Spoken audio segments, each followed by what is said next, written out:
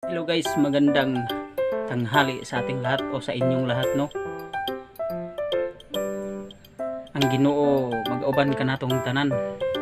For today's video guys, magluto data og pritong adobo sa puti. Yes! Dahil hindi tayo gumagamit ng toyo. Simple lang ang ating lutuin guys, kaya panoorin nyo lang ang video. At shout out kay Romel Bayok Codis, shout out sa iyo gaw. At shout out din kay Richard Johnson from Sitio Salvacion.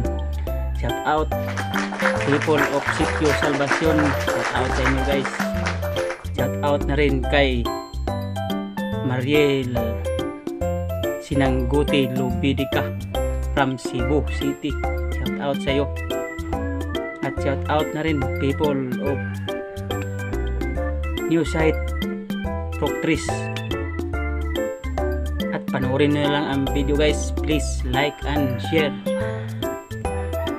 At shout out na rin sa ating mga OFW all over the world, shout out at ingat po kayo palagi, God bless. At ito na yon guys, ang ating manok guys. Ayan ang mga ricados natin. As you can see naman, yan lang po ang ating ricados para sa ating gagawin. At atin munang hihiwaan guys ang ating manok ng paganyan, kasi hihimasin natin yan mamaya na may asin at mayroong magic sarap at paminta. Yan ang ating gagawin guys, para manunuot talaga yung lasa niya sa ilagay natin bago natin prituhin. Yan guys, as you can see naman guys, oh. Hugasan muna natin guys, kasi para matanggal yung impurities niyan, dahil may hindi natin alam yan, may ano pala, kasi galing freezer yan eh. Yan guys. At yan ang huli nating paghugas bago natin lagyan ng asin at paminta saka yung magic sarap. Yan guys, lagyan na natin ng asin, konti lang yan guys, pangpalasa lang yan. At magic sarap. At lagyan din natin ng konting paminta aliso na durog. At ang atin ng mikos-mikusin o himas-himasin, parang naghihimas tayo ng ating alagang tuta. Ayan. Para ma-spread yung. At naghiwa na rin tayo ng sibuyas saka yung luya at bawang para sa ating lulutuin na adobo sa puti.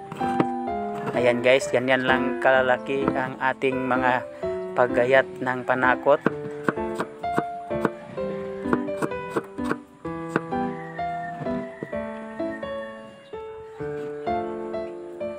At siyempre hindi nawawala yung ating vitamins. Yan, maglagay tayo ng konting sili, kasi para may kagat yung ating lulutuin.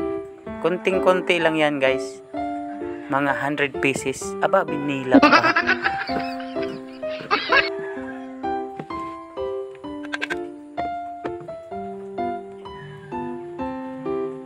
At pagkatapos guys, yan na ang ating lulutuin, ready to cook na.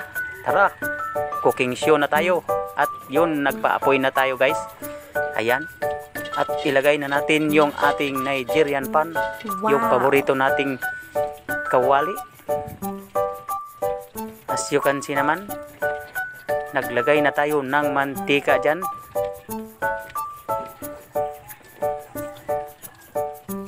Ayun, ilagdagan natin kasi kulang pa yung isa. At guys, hintayin lang nating mainit guys. Yan, at ilagay na natin ang manok. Yan.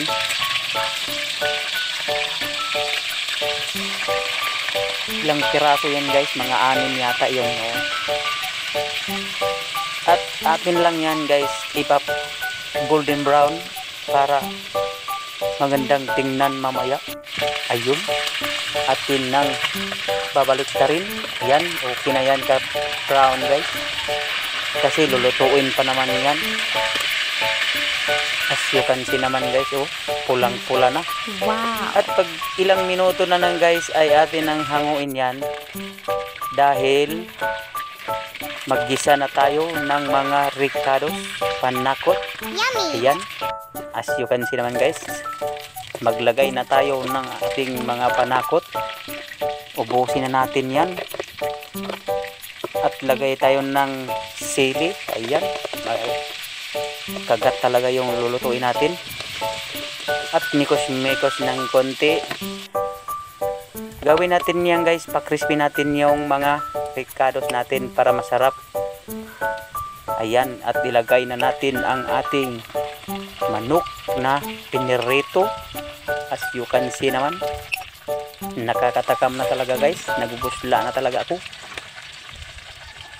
At yan guys, maglagay tayo ng konting suka, pangtanggal ng langsa. At lagay tayo ng isang tasang tubig guys, tansyahan lang yan.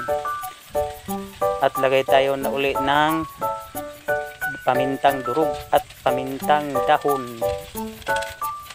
At lagay din tayo ng magic sarap. Hintay lang tayo guys ng ilang sandali at paglagay tayo ng asin. At ilagay na rin natin yung ating Nigerian beans, Steve black beans pala. At maglagay din tayo ng asukal guys, pambabalansin ng ating mga lasa. Yan ang kapartner niyan. At ating takpan. At pagkatapos ng ilang minuto, ayan, binuksan natin. May sabaw pa yan guys. Kailangan nating ang kunting sabaw lang ang matira. At takpan natin ulit. Ayun. Yummy. Malapit na yan guys. As you can see naman, pagbukas natin ulit, ayun ang ating hinahanap na luto.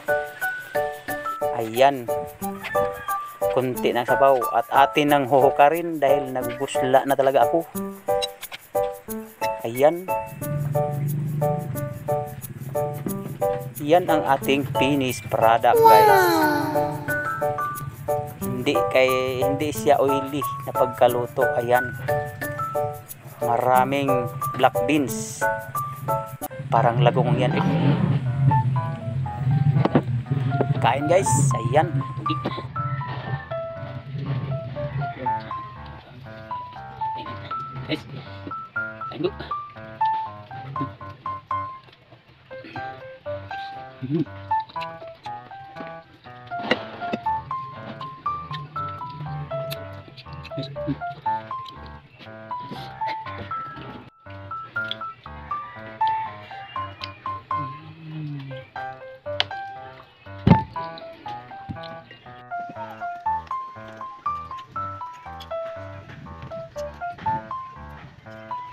ini bang guys, makin